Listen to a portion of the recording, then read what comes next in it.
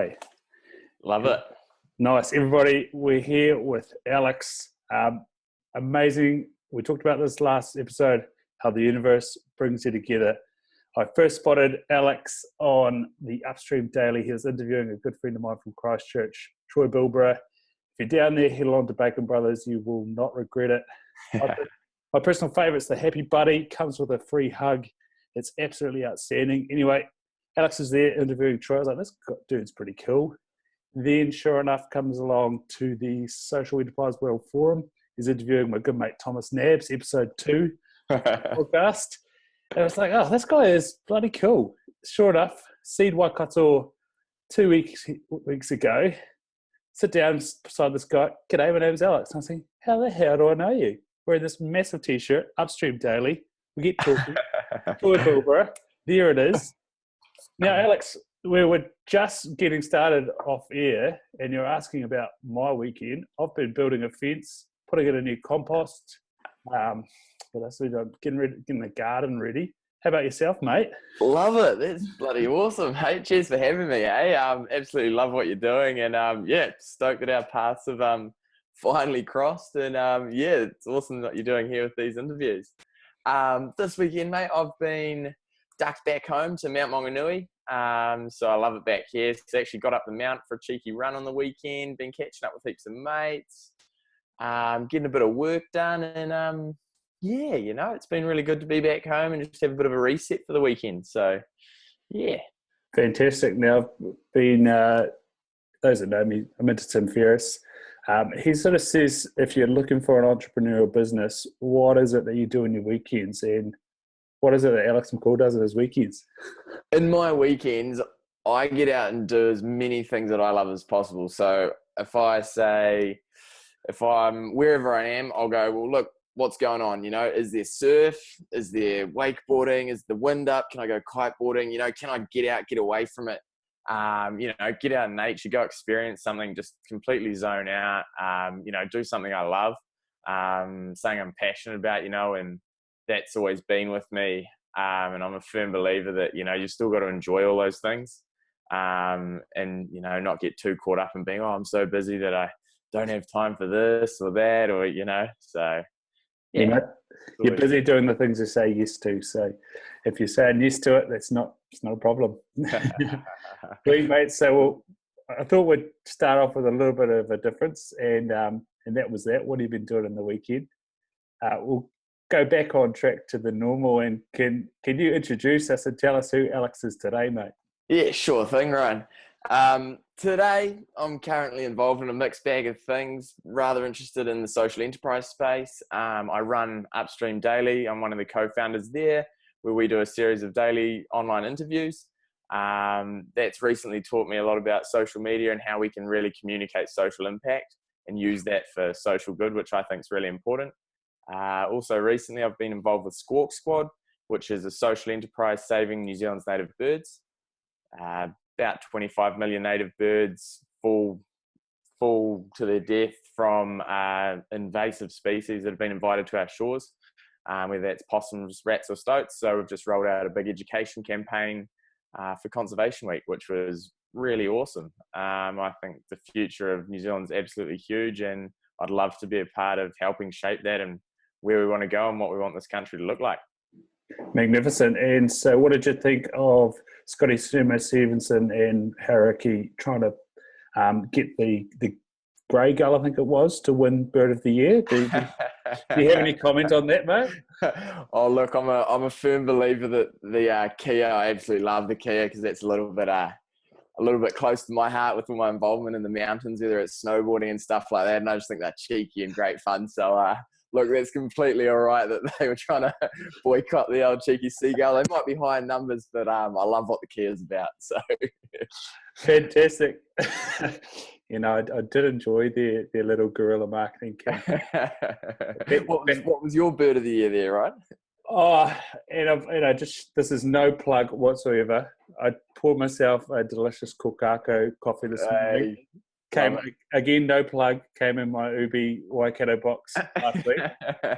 If they do want to jump on, go for it. But this is all things are paid for, and that bird, I want to see one. Yeah. I'm also a big fan of the moorpork out in the bush at night. That sound is insane. Your kiwi's obviously good, and then I think the kaka just it puts the chills up you if you hear one of those go off. Yeah, right. Yeah. That screech, one related to the Kia, and that screech of the kaka is pretty up there. So, I'm not sure. I'm on the fence about there, but I probably will go to the Kokako due to its rareness. Yeah, All good stuff. All good stuff. nice. And so the cheeky characteristic of the Kia, does that reflect you? Is that one of the defining characteristics of Alex as a 5-year-old? Oh, as a 5-year-old, yeah, mate, it probably aligns quite well. Look, as a 5-year-old, I suppose, growing up, I was the oldest in the family. So I sort of had to, blaze the path a little bit and fight for, where I was in the world and, doing things wrong straight off the bat. And I suppose getting in trouble, I didn't have someone else blazing the trail for me or anything like that. So, yeah. Probably sums it up. Nice. As a middle child, I've got a huge amount of respect for you. Elder children, setting the boundaries, pushing them, and we just come in and go, oh yeah, so that's the benchmark. Where can we work on? So yeah. You've made all the mistakes, and when we step up, it doesn't really matter. I catch some Tintin there in the background. Yeah. A little bit of Tintin there. Was that part of your childhood? No, this is actually my little brother's room, actually. But yeah, look, I actually did love Tintin. Tintin was it was a goodie, on Cartoon Network growing up, whether that still exists or not. But I used to love the adventures that Tintin would go on, and yeah, I suppose been on a few adventures of my own nowadays. So not quite in a shark-looking submarine like him, but hey, you never know where tech's going. We might all be going from A to B in submersibles pretty soon. Fantastic. Could you touch on a few of your adventures? Where have you been, mate? Oh, look, straight after uni, as soon as I could finish, I was straight overseas, straight into Canada. Did a winter season over there. Absolutely loved it. Ski resort there called Big White. It's just an absolute phenomenal mountain. Great place, just awesome terrain park, and you name it. It's an absolute hub of just good snow and a cool place. Then after that, I studied engineering geology. So I ended up doing a bit of a gold exploration stint in the South American jungle in the Amazon out of Ecuador there. So that was a bit of an experience. It was sort of, I got this job in Ecuador. How's your Spanish? And I was like, yeah. Learning real fast, But I don't know if you know any other languages, but it makes you appreciate and learn pretty quick that languages can be quite valuable. And I think something like, as New Zealanders, we don't really appreciate that so much because we're on this island in the South Pacific, and why would I want to learn Japanese when I'm a kid in school, or why would I want to learn French or Spanish or whatever it is, and it sort of soon dawned on me that, oh wow, it is quite useful to be able to interact with some other cultures, and communication is a big thing for sure. Nice. So I've dabbled on Duolingo with Italian, and it's since moving to the house this is excuses, I know. We didn't have internet for a good time, and I let it slip, and I haven't gone back into it. I've gone back and forth, but haven't gone back into it. We were talking with Keegan Smith a few weeks ago, and I don't know what he's up to, but he's gone through, I think, 4 of the language apps, if you will. How did you approach learning Spanish, and what worked for you, do you think? Oh yeah, well, what worked for me? Well, I thought, Duolingo I'd be away laughing, and I was about 3 weeks into that, and yep. They're really good. It's really good for basic phrases and stuff like that, and learning those really core basic things that you need to communicate on an everyday basis, like your numbers, how to order food, vice versa. Just really simple things is really valuable. But it still can't beat being really immersed in a culture. You just can't beat it. You learn way faster, just putting yourself right in that space, because no matter how much you can see, read, or listen to, whether it's a podcast or whatever, it's actually, when you're on the ground, it's like, wow, you know, dialects are different, all sorts of things. So yeah, it helps. It helps, and it's good to keep it refreshed as well. But fantastic. And from a engineering and geological perspective, what did you learn in South America and Ecuador? in South America and Ecuador, what did I learn there? Look, I think a big one is that around the world, whether it's in New Zealand as well, people often view, say, mining as like a real negative thing, and that like, oh, you know, mining, blah, blah, blah, gets this big, massive, nasty image. And yes, some of it is around the world and it has been done really bad. But there are a lot of companies and a lot of people out there that are trying to do it right. You know, and a lot of people would be surprised that actually what a modern day sort of mining camp might look like is actually, you know, if it's an underground mine, there's a little hole on the ground that's, you know, no bigger than the entrance to Victoria Tunnel in Wellington. You'd barely notice that it's there, sort of thing, you know. That sort of whole environmental impact thing, it has been blown out of proportion. It's been done really badly in the past, but nowadays they've got some amazing technology and techniques to, you know, really do it in a right way. Like when I was there in, say, South America, we weren't allowed to cut down a tree that was any wider than your wrist, you know, which is pretty cool, to be totally honest. But yeah, you know, people say, you know, oh, we've got to stop this, stop that, but then everyone's got the latest and greatest iPhone, iMac, you know, where does all that come from? Whether it's a Tesla car, you know, yeah, it's electric and it's self-driving, but, you know, you've got gold, platinum, lithium, aluminium, whatever it looks like, you know, it's actually on the backside of that. Where does that all come from? And it has to come from the ground. So yeah, there's some interesting challenges there for sure. Nice. And you're the third person from our podcast to go to South America. Hey. So you're in the same realms as Keegan Smith and Cliff Harvey, who we've had a couple of times ago. Yeah. Both of them got a lot of their personality out of a place like that. Keegan was even considering moving back there to live. Hey. How did it shape you? How did it shape me? My experience is a little different because I was working pretty hard. You know, I do 30 days on, 2 weeks off. So work hard and then, you know, play hard as well.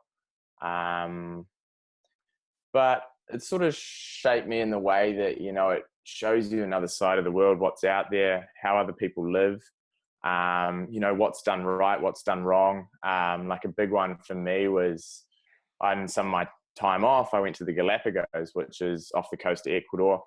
And arriving there, I was thinking, wow, like, you know, Galapagos, like, honestly, it's a phenomenal place, don't get me wrong, and I'll definitely be back there.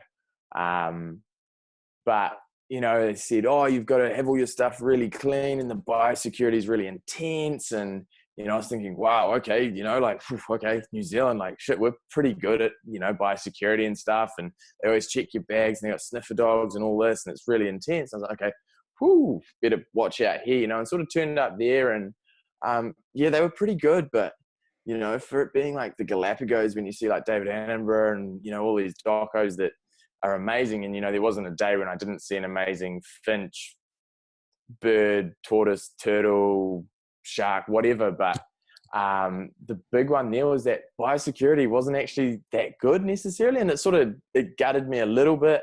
But it also gave me a bit of like pride to be like, wow, New Zealand, like, yeah, we are actually pretty awesome at like protecting stuff like that, which I think is actually really cool. You know, so a bit of sense of pride and home and, you know, what our sort of, not really like, for lack of a better word, intellectual property, but, you know, like our image and, you know, we are trying to help that and maintain our epic environment, which is cool. Fantastic. What happened after Ecuador? After Ecuador, ended up ducking back to Canada briefly, back to New Zealand for work for a couple of months, and then shot over to Europe for a year. Purchased a van, got myself a working visa to Austria, so I could work the winter there. Travelled Europe, checked out the Rugby World Cup, travelled around in the van, then did the winter, and then checked out the summer of Europe. So I'd bumped sort of a few winters, and it was really nice to have a summertime excursion, you know. But yeah, traveling Europe in a van was phenomenal. You know, it's a great way to see the countryside. And, yeah, looking back now, I go, wow, like I completely get why we have all these tourists that come to New Zealand and go, yeah, we're going to buy a van and travel New Zealand because like, yeah, you can travel around all of Europe and then you can come back to New Zealand and you can see everything that's amazing in Europe just in one little place, which is New Zealand. So yeah, it's pretty phenomenal to sort of, understand again, well, wow, we do have, some pretty wicked stuff here as well. So Nice. yeah. And so traveling in a van, obviously you get to do things on your own term. What would you say are some crucial tips for making traveling work? Obviously having a working visa in Austria and being able to work in the mountains will be helpful, but Yep. how did you make that last? How did you sort of navigate your way around, be affordable, be savvy, and explore such an amazing continent? What would Yeah, some for of your sure. tips be? For sure, a big one for me that I've learned with traveling is, like it's actually about going to the places that you really want to go to. But you don't have to do it the way that everyone else does it. And too many people, time and time again, they'll go, oh, great, we're going to go do this big trip and we're on a holiday and, oh, okay. And then all of a sudden we got to get Airbnbs here and it's going to cost this much here and we got to jump on a Kentucky here. And all of a sudden your costs just skyrocket, it's like, well, actually you could do it for a lot longer. Have just as an amazing experience, if not a more amazing experience for a more sustained period of time. If you strip it back down and go, well, what do I really need to survive? What do I really want to enjoy? What do I want to see? Where do I want to go? If you lay out that sort of thought process there in terms of, well, okay, it's only going to cost me 30 euros a week to maybe buy food if I cook my food. Okay, well, what does that look like? And how am I going to get around? Well, if I invest all my capital initially in a van, which might be $5,000 and you've got a couple of friends, well, it's still worth that at the end. And then every night you stay in your van, well, you've got a free night's accommodation, so you're actually sustaining yourself in just a smarter way. And another way that I'd look at it as well is you always have these different experiences throughout your time. And if these big cities and, all these big things you can go see and do, like they'll still be there when you're 50 and old and crepit in a wheelchair or whatever it looks like, but, it's those little places that you might not get to go to normally that you can really explore and duck and dive in and out of, which are the real gems. That sort of really made it for me. Yeah. Magnificent. You just made me think there that I find it quite ironic, and I've got the book behind me somewhere. Yeah, it is. Only 2 seats left. Only 2 seats left. Hey, what's that about? So it's the story of Kentucky. Right. And it started off exactly that. A young guy in London looking to go around Europe, and he bought a van, sold seats to a couple of mates, then decided to do it again, then decided to do it with a couple of vans. A whole bunch of carnage happened along the way, but it's that sort of number 8 entrepreneurial spirit. And then isn't it ironic that he's obviously sold the business now, and ironic now that we go in and pay a big buck of money to go on a prescribed trip. I wonder if his original vision for what that sort of started out to be like, still exists, or, has it got too big and it's just quite a commercial entity. But don't get me wrong, like they provide some amazing experiences for people, and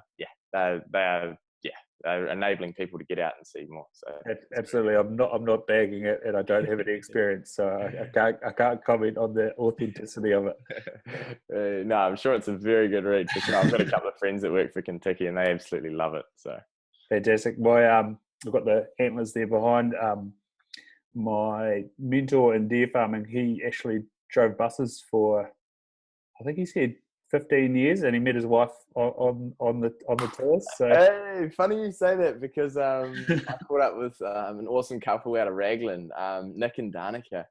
They run Bikes and Bends Yoga, and Nick himself, he was a tour bus operator for, I think it might have been G Adventures, and he met Danica on that, and now they've got this awesome company together. So hey, I'm sure it happens a lot. No, it's great. Cool, man. And so you've finished that up, come back to New Zealand. What did you come to work to, and what flicked the switch, man? Well, I took the summer off, had a bit of a big road trip around the country. We did a trip around East Cape, up around Gisborne and stuff like that. It's just so remote and so beautiful up there.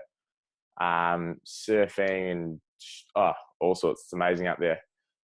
Came back, and then I sort of ended up with this role that ended up on my lap a little bit.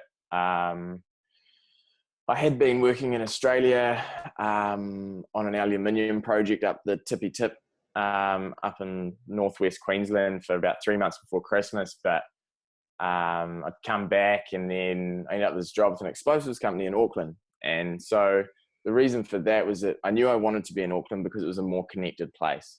And so that was my reason for going up there. Not that I ever sort of saw myself as living in Auckland, growing up, down here, Mount Tauranga, and then down at university in Christchurch, and like Auckland, like, that city, and sort of there's lots of people and traffic and whatever that looks like. But look, I understood I needed to be there because it's a more connected place, and with that, I moved up there, and I had this role, which was absolutely great job. It is a very connected place, and I really respect Auckland now. I think it just depends how you live it quite a lot. If you're going against the traffic or you're cycling to work, it's absolutely fine, stuff like that. There's so many young people up there, which is great. There's different events on every night of the week, you name it, which is cool. But what really flicked the switch for me is I'd sort of been exploring this entrepreneurial sort of space, you could call it, I suppose, but I was just trying to learn as much as I could, reading as much as I could, the works. And this role I was in, I just wasn't really working with purpose, I was day in, day out, I'd go to site and would literally like do the work for a couple of days, design a shot for blowing up rocks that was then mining, which was going towards the roading or whatever that looked like, So we'd do all this work, and then at the end of the week, you'd push the button and it'd go bang. And next week, you'd do it again. And so it sort of ended up reflecting a little bit like, well, this is like the ultimate destructive job. Not that it was, bad or anything like that, but those jobs are needed because, we've got to build roads. People don't understand where the roads come from, and you've got to do stuff like that to make that happen. But for me, I just, it just really struck me like, well, there must be a bit more to it.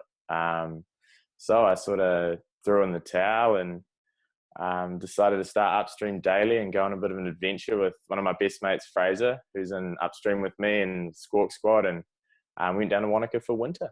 So yeah, that was the start of that new sort of chapter for me, and working with a bit more purpose. Nice. So that's an awesome adventure so far. 90 days, and I saw you did a little summary the other day.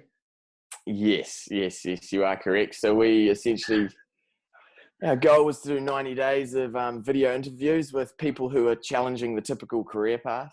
And over that time, look, we've met some phenomenal people, and we thought, when you're going along that journey and you set sort of a target like that, you're like, oh, fuck, who are we going to get later on this week, And then all of a sudden, it's like yourself, you bump into someone and you go, oh yeah, look, this person's absolutely phenomenal, or someone gets recommended to you.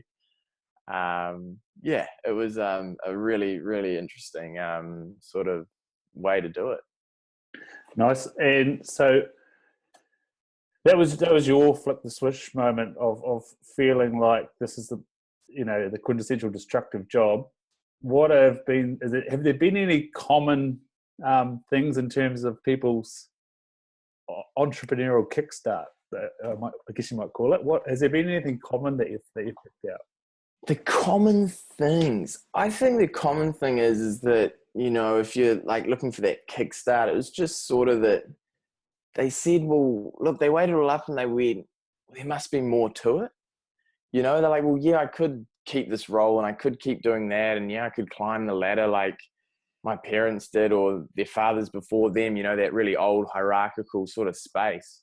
But I definitely think times are changing, and for them deciding to make that change and understand that they want to make a difference somewhere in the world.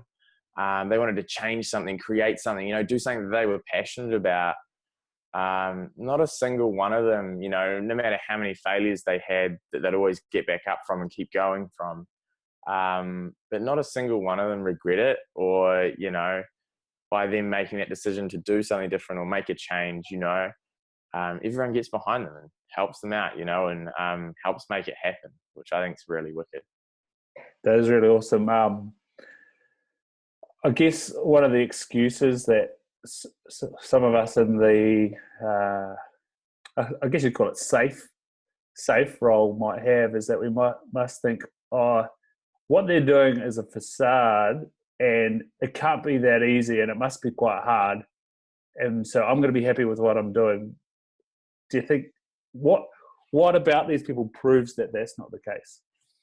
For sure. It definitely is hard. And don't know necessarily if it looks like a facade, but I think it's actually that internal drive that they understand that they need to keep going to make this happen, that maybe it conveys that facade that you talk about. But around that, they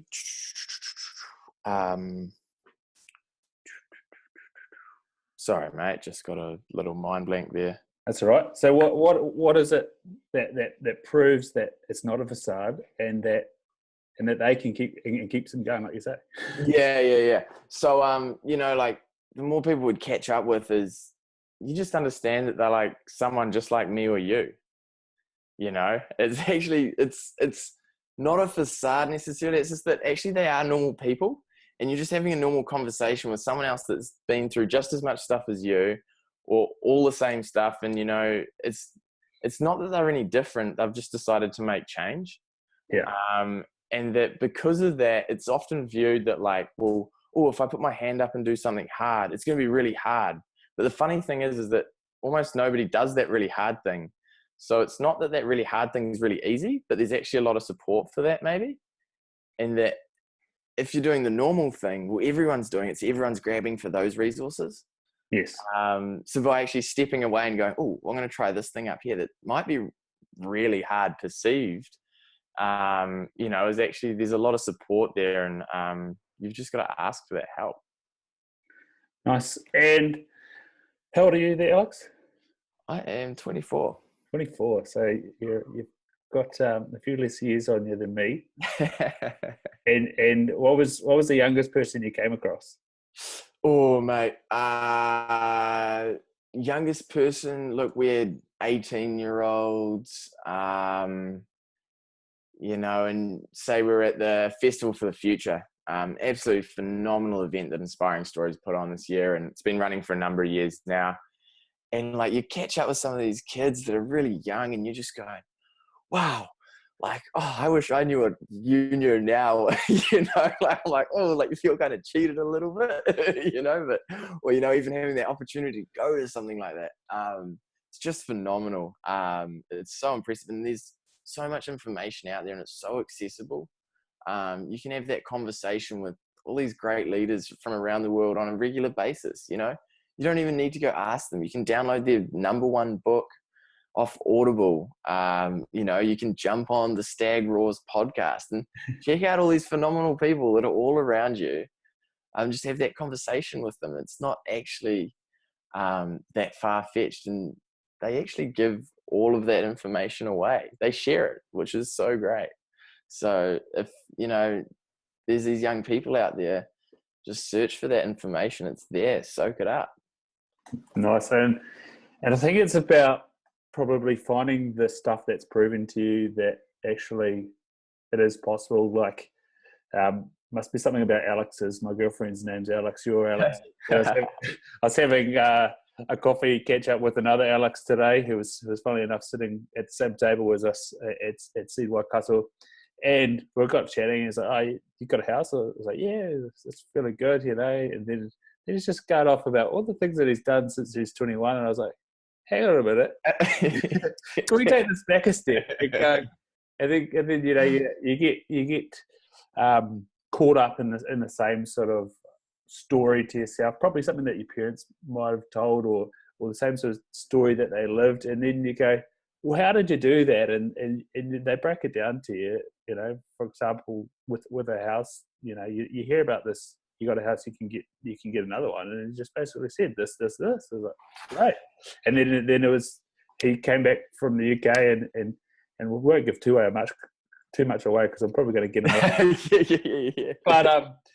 But you know, he came back from the UK into an accounting firm, and then all of a sudden he's the partner. And so I said to him, "So are you quite liquid?" And he said, "Oh, in a way, you know, I have these things, and I have my working, you know, cash." And he said, "But to do that, I knew that it was the right choice, and so I just borrowed a little bit more." And I was like, "Oh, you know, what am I afraid of? People doing this every day." Yeah, for sure. And I think something that I begin to tell myself is, in 10 years, I'm going to look back at this and go, yes, I did that. And I do wonder if that is being told to more and more people, and more people are realizing. Do you think that those people that are out there doing their own story have that long game mentality? Yeah, definitely. I think long game's definitely a big thing, and across the board in New Zealand, you see it time and time again. It's that really short-term mentality, and whether that's driven from the political system or whatever that looks like, you know, in a 3-year cycle, and the people in power, which may or may not pain me sometimes, but you know, Rugby World Cups and Bledisloe Cups, you know. yeah, whatever that looks like, you know. But yeah, if you understand that long game and where you want to be, I think it's a big thing. A funny quote I actually came across the other day was, if you have everything under control, you're not moving fast enough. So there's sort of like a flip side to it as well. But you can never compare yourself to someone and go, oh, you know, they're my age and they might have a house and kids and whatever that looks like, you know. But you know, everything happens at different stages for different people. And I think you've just got to be completely okay with where you're at. And as long as you understand what you want to achieve, well, then that's awesome. You know, it's no different to, you know, Barack Obama. I think he became president when he was 55, and then Donald Trump became president when he was 75 or whatever, you know. It's like, well, oh, okay, well, it's a Barack win, you know, he did it 20 years earlier, but, you know, they still might have had that same dream. That's right. Which is kind of cool. Nice. Just on quotes, is there anything that you live your life by, or are you continually changing that? Live my life by. Look, I just want to challenge the way that I personally can like live, work, and play. And I hopefully through that I can help other people challenge that as well. I just think there's a better way that we can all do those three things. And we're living in an awesome time where, you know, everybody's so connected. There's essentially no borders between countries. You can go work overseas. You can go travel. You know, you just got to say, I want to do that and make that change, or be in that place that I want to do, or, you know, be surrounded in that activity or environment that I love, whether that's snowboarding or surfing, or, you know, in a connected place like Auckland, because that's a hub for innovation or whatever it might look like, you know. Lovely. What are some of the groups in Auckland that you've found to be beneficial for you? Groups, a big hub up in Auckland there is out of the Grid Auckland. There's Dojo there, Grid Auckland. There's just all the time, there's phenomenal events going on out of there. So if you're ever up in Auckland, definitely drop into Biz Dojo at the Grid. Come say hi. They're a wealth of knowledge there. The other one is jumponmeetup.com. That's a phenomenal resource if you're interested in anything from hardware, tech, cycling, whatever it might look like, you know, blockchain, cryptocurrencies. Search it up. Whatever city you're in, you know, you don't even just have to be in Auckland, you know, search in Hamilton, Tauranga, Christchurch, Wellington, whatever it might look like, you know, and just get along to these events and meet some people, talk to them, share your ideas, you know. It's all there. It's just you've got to tap into it and use those resources. Absolutely love what you guys are doing at Seed Waikato. So if anyone's listening, get along to Seed Waikato events in Hamilton as well. I think they're absolutely phenomenal. When we were down there the other week, the speakers just opened up phenomenally, which was really, really cool. Yeah, it's if you've been over to my blog or to the Seed Waikato page, you'll see how it started off, and I'm extremely proud of what they managed to achieve going forward. And unfortunately for myself, I had to step away and being a rugby head, and and I was at the time I started looking at this exogenous ketones business, but to share something that connectivity, it's what we talked about on the last podcast with Ben Logan. It's something that's missing, and it's something that's messing with our heads. Yep. And when we put out our research to the people of Waikato and said what's missing from the city, and the fact that people came back and said a lack of pride in the city, a lack of meaningful connection, to then be away from the organisation, and 6 months later such a wonderful event come forward and people really get along it and see such a good bunch of people that was so diverse, and like I said, speakers that are opening up was makes me proud. So for sure, absolutely. And are you finding that in Auckland, when you are at an environment like that things are meaningful, or is it a hey and you never see them again? How are you making real meaningful friendships up in such a big place? Well, how do you go about making a meaningful connection with somebody? Yeah, meaningful connection with someone. I think it's definitely based around value, like what value you can offer them and what value they can offer you. You should never look at it like a transaction as like, well, what can I sell them and buy from them, or vice versa. It's actually like, look, like I'd love to help you out. Like, how can we work together? How can we have this conversation? Catch up. I want to keep it going on, and whether you're talking to an older person or a younger person, or both, there's so much that can be learned from like both sides of the story, understand where they've come from, what some of their experiences might be, and you might find they might be a marketing guru, but you're an absolute boss at developing, and you're at this meetup that might be focused on the environment. Well, okay, we've got these two skills that are complementary, how can we work together and do something on this passion that we've come together for, really sharing like your ideas or what you're passionate about, and you'll just bump into people and you'll go, oh, I've got to catch up with you again. And it's not necessarily like it's not like you're hunting or anything. It's just, you'll just feel it, it'll just be right, and don't be afraid to ask. Be like, look, man, I'd love to keep this carrying on. Like, can I grab your email or whatever, let's catch up next week. I love what you're working on, or vice versa. Or, if you can provide them value in terms of, oh, actually last week I met with, Ryan from, Hamilton. He was epic at the Seed Waikato event. You've got to catch up with him, man. Like, make sure you catch up when you're down in Hamilton. Like, flick me a message anytime, I'll put you in touch. Just being free to connect other people, and create that connection, because we can't all do it by ourselves. So, why shouldn't we do it together? Nice, mate. Do you think in New Zealand we're breaking down that culture of, hey, how's it going? Nice to meet you. I do this. Good. And do you think, it's November, us blokes are being more open? Yeah.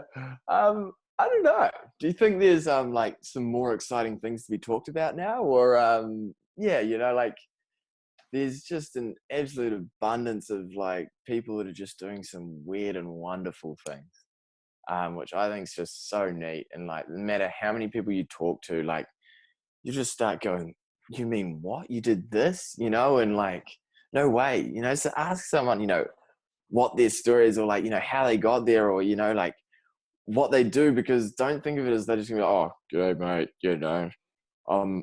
I'm doing this, often they'll just absolutely bamboozle you. And like, that might open your mind to something that you could do, or some way that you could change what you're up to, whether it's in your organization or outside of it. Absolutely. I think it goes back to where we started. What are you doing in your weekend, instead of what job do you do and how does that define you? What income do you earn, and where are you in the social spectrum? I hope that as a country we're moving away from that, because we're all people, we've all got things to offer. Like you said, it's about what can you offer someone, and you'll find that, and that what they offer back is in spades. It's awesome. For sure. Nice, mate. And so you've been on this 90-day journey. what have you mostly got out of it? For me, what have I mostly got out of it? I mostly got out of it. Yeah, I think the big ones would be, around that. Don't be afraid to put your hand up and ask for help. There's an abundance of people out there willing to help you out. There's so many epic resources in New Zealand. And that, there's always things that are going to try and knock you down, stop you, like on our 90 days, we'd have, one of the hard drives died and I lost like 10 interviews or whatever that looks like. Oh no, like, fuck, what are we going to do?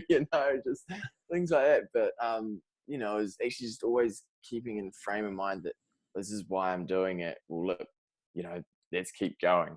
And if it was easy, would everyone be doing it? Yes or no, but I believe we can, abolish that for sure. If the more people talk about it and share it, then the better that is for all. Magic. And you said you've learned a lot more about social media, and you gave me the tip the other day that anybody with a page is their content now needs to be basically paid for to get out. Yes. Which is disappointing from Facebook, but they're a business. On the that's probably a bad side of social media, but how do you walk the line of obsession and using it as a tool and finding inspiration? How do you walk that line, mate? For sure. I think for me, it's actually just, through our own going out and doing it and using it on a daily basis. With a different lens, instead of just going, what am I going to scroll today? It's actually, let's chuck some stuff up there. What does that look like? How does that perform? What's going on there? But what that taught us is it will look like we've learned all this in, say, 90 days, but we've actually taken a step back and gone, wow, like the people that we catch up with don't understand what's going on in that social media space and how they can really utilize it to their, positive benefit, whether it's startups, businesses, whatever it looks like. I think across the board in New Zealand, it's sort of one of those things. It's like, it's so big and social media, and we don't want to be involved with it. But I definitely think you can shape that for good, and utilize that to really communicate just these amazing things that people are doing, and how they can really help, which is really powerful. So we're always happy to help. Feel free to drop us a line at Upstream Daily, message me, whatever it looks like. And I definitely have my own experience of that. I said to our marketing manager, "Hey, have you heard of Gary Vaynerchuk? Gary who?" And if anybody's listening to them that doesn't know Gary Vaynerchuk, it's okay. But listen to him for 3 or 4 months. You'll learn what you need to know. And then you might hate him at first as well, and then you'll do it, and then you'll go, right, I've got the picture here. For sure.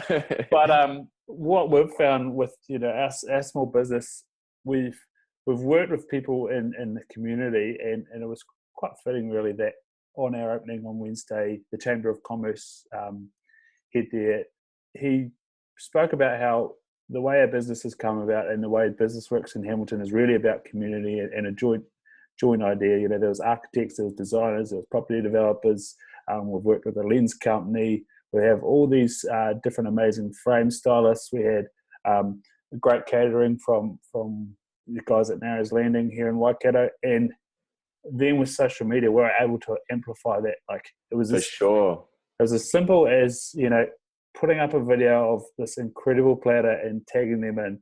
Putting up a picture of these awesome cupcakes, tagging the people that made them, and the back and forth all of a sudden, and the bond that you can make there, promoting somebody else, it was just fantastic. And that's why I love.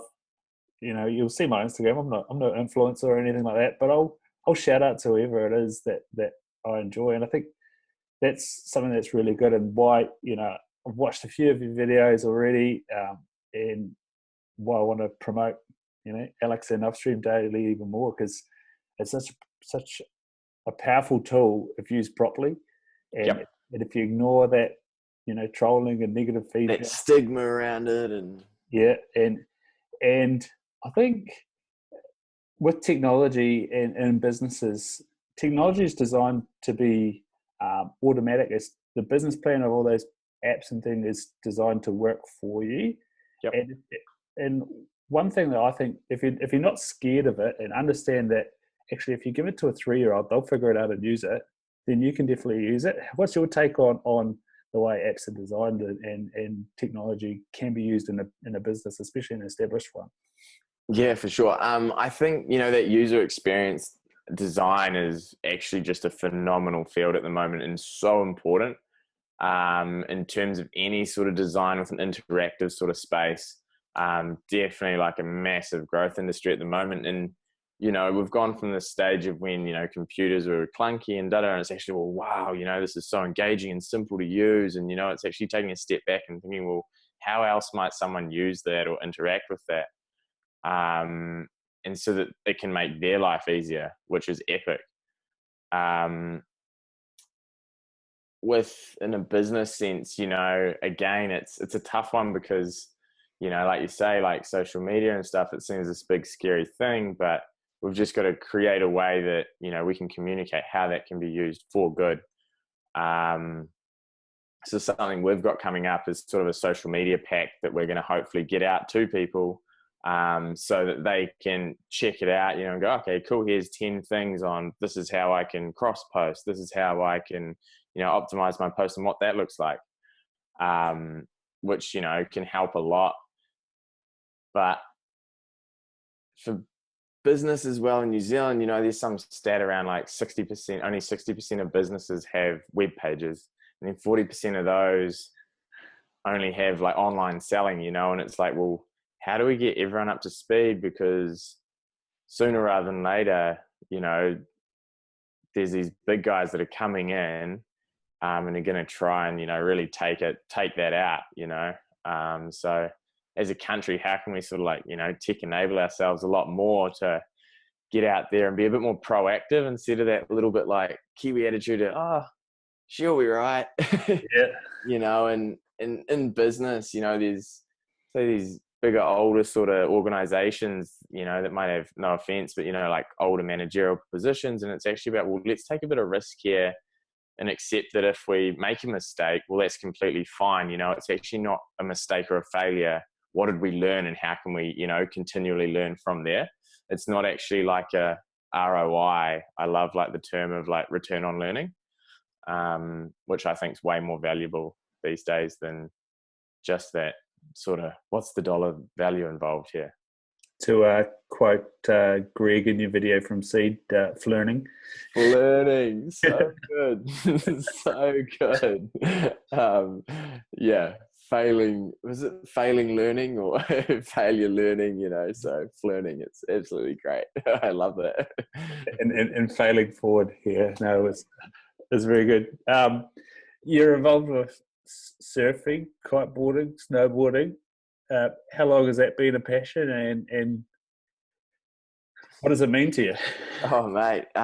Look, yeah, just that sort of just stemmed from growing up in the Mount down here. And look, we as kids would grow up skating when we were little. And then that sort of, once we got out of that street sort of skating, we go longboarding down the Mount. And then as soon as I was old enough to get my license, you'd be going out for dawn surfs before school and stuff like that. And then that just continued. I used to play football when I was at high school, and then I got to university and I couldn't stand not playing competitively, and football ruined your weekends and you had to train, and I was like, uni, I got to do all this stuff. So I just sort of took up snowboarding then because that's just a natural fit.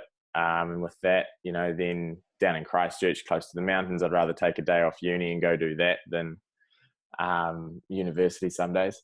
I was speaking with the bloke the other day who managed to organise, I think, a Wednesday off, and all his lectures finished before 10. And so he had he had season pass, so he went every single day. Perfect. And then a spanner happened in the works. One of his labs was scheduled on the Wednesday, which of course was his day off. But it did start at 8, and he was supposed to be there for 3 hours, and they weren't supposed to be able to leave for 2. Yeah. you just, again, don't always follow the rules. He'd get out of there by 1 hour and up to Mountain Hut. Yeah. Bit closer at Lincoln. For sure, and like look, when I was at university, the University of Canterbury is awesome. At that university, they've got the largest student body of clubs, I think, in the Southern Hemisphere. They've possibly got over 300 there. And they're in terms of, engineering society, NSOC, law soc, commerce society, whatever that looks like, maths soc, Japanese society, chicken and porn, whatever, I don't know. It's there, you name it, which is phenomenal. And I never really realized it at the time, but what happened for me on my journey is I ended up running the board riding club in my last year at uni, and that was the most exciting thing for me in my last year at uni, way more than any sort of uni work or whatever that looked like. I had this club, and I doubled the membership base that year, and sort of made it cool. It was the board riding club, and we just got to put on events that I love doing, and the people around me with my executive love doing. So it's like, well, what do we want to do? Well, oh, cool, we're all passionate about surfing, wakeboarding, snowboarding, so, oh, cool, we'll do a wake day this year, and then we'll all just take 40 mates down, and it'll pay for us to go and do that, which was so cool.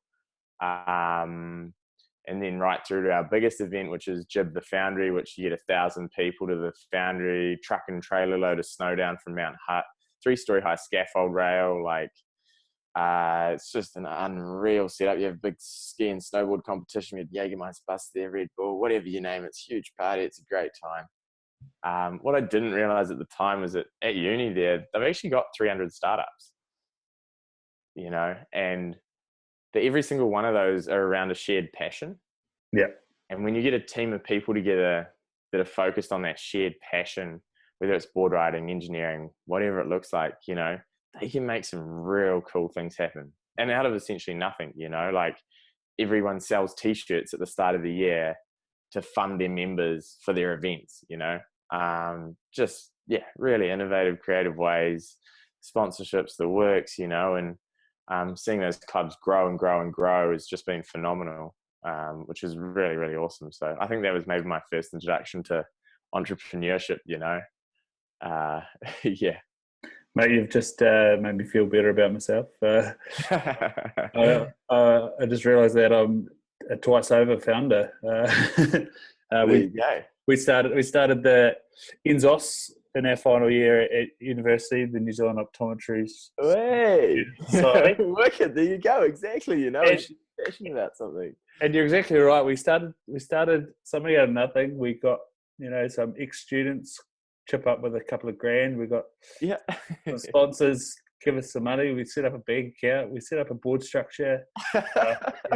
And now it's going on. I think they've just had their 4th AGM. I must get along. There you go. Must get along next year. Actually. Yeah, for sure. And it's all around that shared purpose and shared passion, and people just do above and beyond things to make that happen. Nice. It's absolutely phenomenal. Awesome, mate. So what is the vision now for Upstream Daily? You touched on the social media junket, I guess you'd call it. Yep. Where can they find it? Where can they find you and Fraser, and what can they look forward to? Yeah, right. So Upstream Daily, search it on Facebook, search it in Google, it'll come up. We've got 90 days of our videos there, so jump into the video section. Right now, we're just doing a bit of a highlight run through at the moment, and then of some of our favorite snippets throughout our 90 days. We've got some content coming out with NZ Entrepreneur Magazine over the next 6 or 7 weeks. And then for now, we're actually just taking a little bit of a step back and just shaping what sort of step up 2.0 looks like. So we're up in the air at the moment. We'll be putting out a bit of content throughout the next coming months, but then hopefully next year we're just going to rock straight into it and have an epic selection of things going on. Hopefully possibly decentralized, so that there's a reporter in Hamilton, there's a reporter in Auckland, there's a reporter in Christchurch, Wellington, so we're just constantly showcasing these ecosystems of what's going on and what's out there. So that's sort of the big long-term vision for that. Massive. And I'll be sure to document those links on the YouTube video. So easy. And if you're listening on audio, you'll have to back 15 seconds and hear what Alex said there again. Is there anything that you'd like to leave people with, mate? It's been a hell of a chat. Woo! I'd like to leave people with. I'd say the biggest one is don't be afraid to do something different. You don't have to do what everyone's always done before.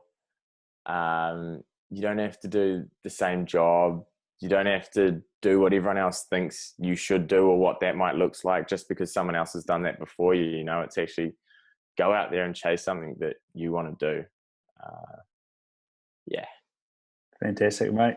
And I'll let you get back to your weekend, your whānau, and it's been really good talking. Thanks very much, Alex. Awesome, Ryan. Cheers, mate. Absolutely love what you do. And thanks for having me on board, mate. Look forward to seeing many more.